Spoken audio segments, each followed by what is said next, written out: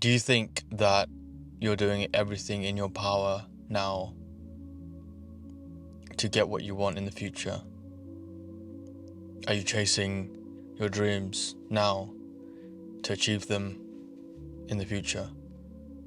And do you think that you will be happy in the future with the work you're putting in now? These are literally some of the questions that I ask myself like all the time. And I don't know what it is. I don't know if it's the fear of not achieving it by a certain age or whatnot. I don't know. But what I do know is that one of the worst feelings to ever have, or the worst emotions to ever have, is the feeling of regret. And I know for a fact that in the future, I would hate to have that. Like, I would genuinely hate to have that. If I think that's what really drives me on. I think that is exactly what, because of the fear of feeling regret in the future, I want to do what I have to do now. I know at the moment that I don't have everything that I want in a sense, right? Like, you probably have that feeling. You probably have a specific goal that you really want to achieve, or something that you really desire deep down, but obviously you don't have it at this stage. It's difficult to kind of sometimes visualize or picture you having it, simply because you haven't experienced it. But I think because it's difficult to do that, you shouldn't give up on it, because it's easy to just like step back into your normal, comfortable comfort zone and not actually put in the work at the moment where you can achieve that.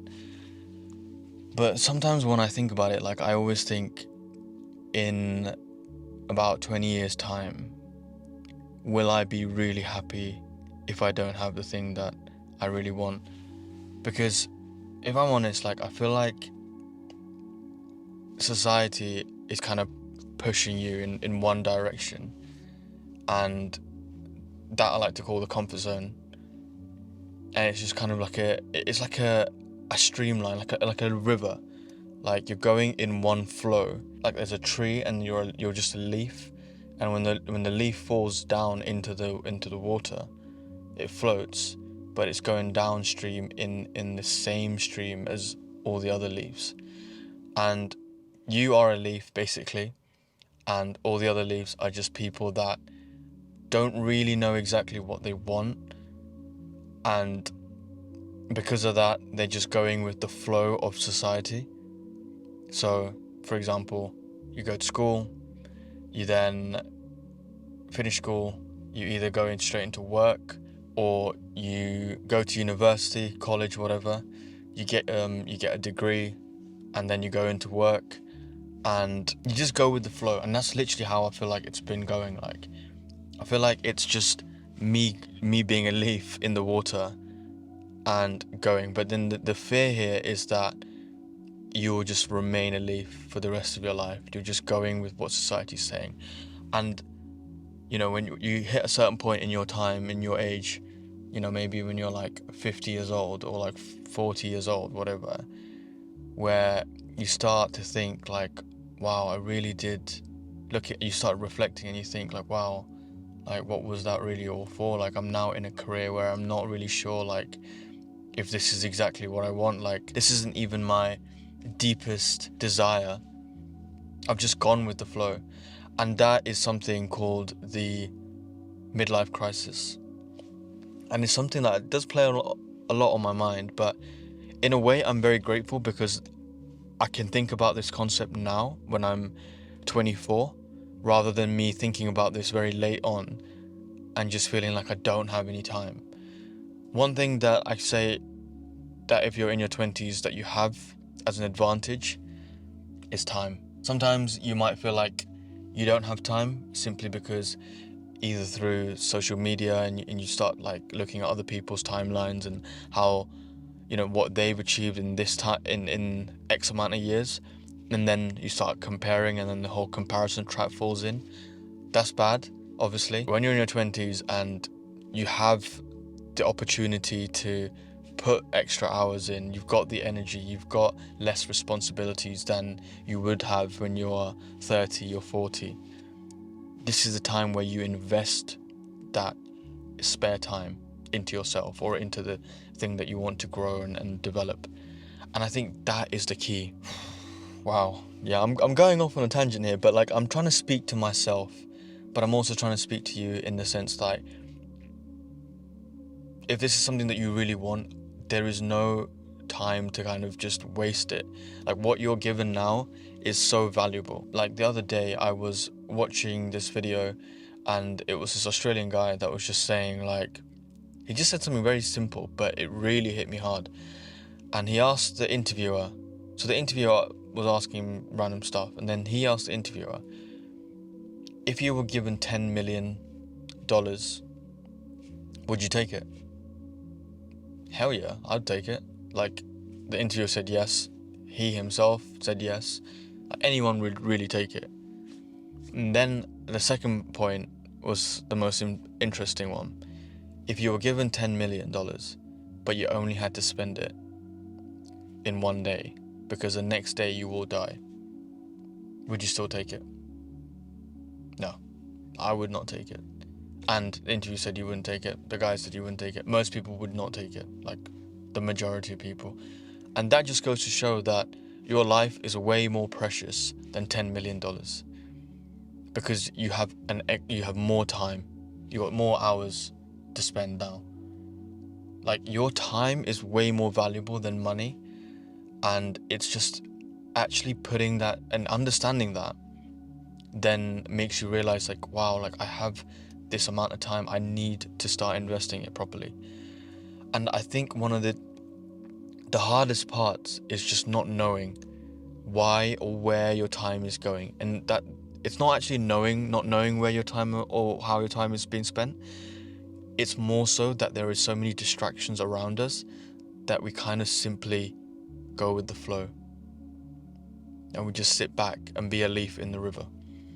And that's kind of dangerous, because what I mean by these distractions, I simply mean stuff like addiction to social media, addiction to your phone, instant gratification. Basically, it just hits your dopamine then and there, you feel good and you want to keep going, but the true value is in those things that you're able to delay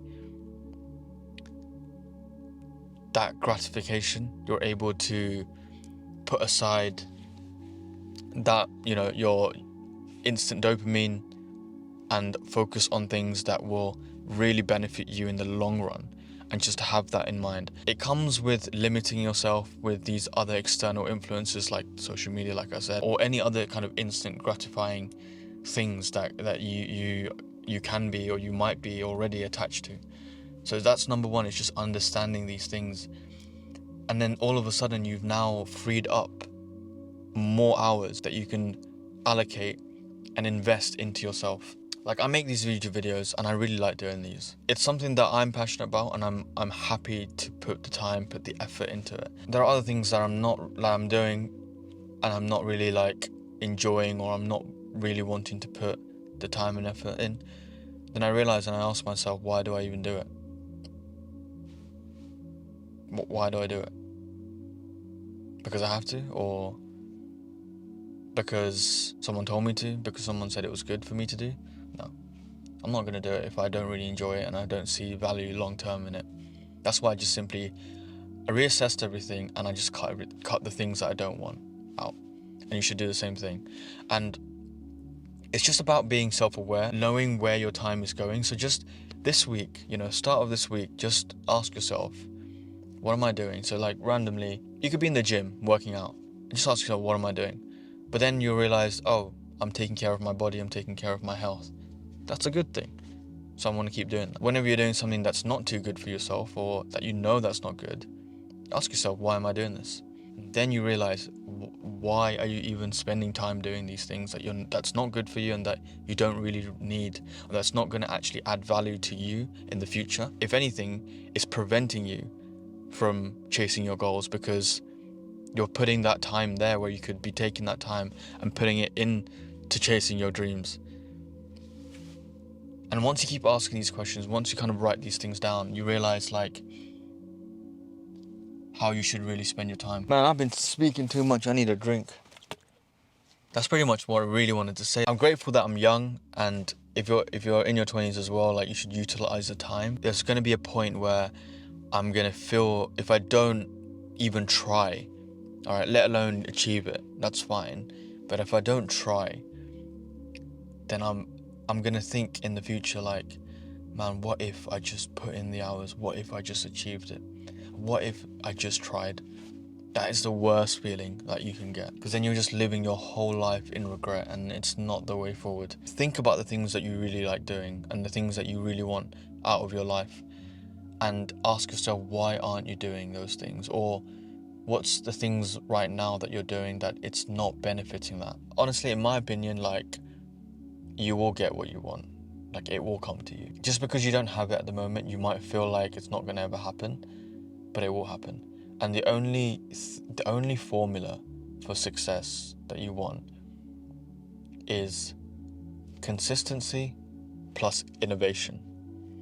Consistency, because you have to be consistent, otherwise you're not gonna achieve it. Like, you miss all the shots you don't take. You have to just keep going. You know, you might not get it the first time. Some people might get it the first time, and that's very good. That's very lucky. But you might not even get it the 50th time. It might take you the 437th time to actually make it. And innovation, because once you keep going, you realize like things that might be working and that might not be working.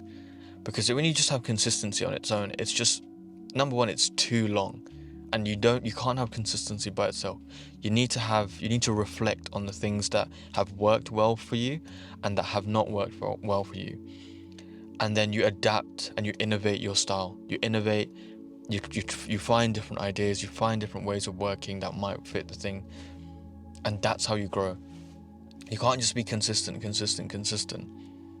You know, maybe you might hit what you want later down in the line, but if you innovate, you just learn. You learn a little bit more. You learn a little bit more. You learn a little bit more. You learn a little bit more, and then you might hit what you want.